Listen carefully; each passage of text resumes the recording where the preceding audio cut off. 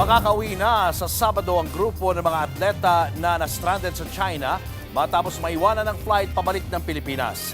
Kwento ni Coach Sharma Devaya sa panayam ng News 5, 4 na oras bago ang kanilang flight nung Lunes, umalis na sila sa hotel at bumiyahe pa airport. Pero bigla raw ng iba ang ruta ng sinakyan nilang electric cab na naghanap pa ng charging station para sa kanilang sasakyan. Nang makarating sila sa paliparan, sarado na ang check-in counters at ang eroplano. Matapos humingi ng tulong sa social media, may mga nagmagandang loob para mabayaran ang gastos nilang aabot sa 150,000 pesos.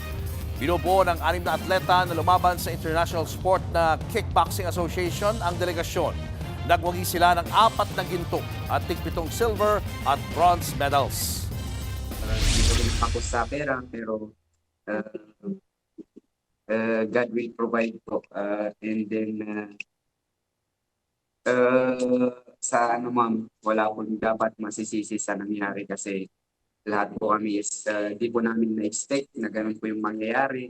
And then, it was a very big experience po ma'am. Maraming salamat po. Nakalikom po kami ng aming pamasahe nang dahil sa inyong pagmamahal saka sa inyong concern and care. Mga kapatid, Julius Babaw po. Para sa komprehensibo at makabuluhang balitaan at talakayan, mag-follow at mag-subscribe na sa social media pages ng News 5.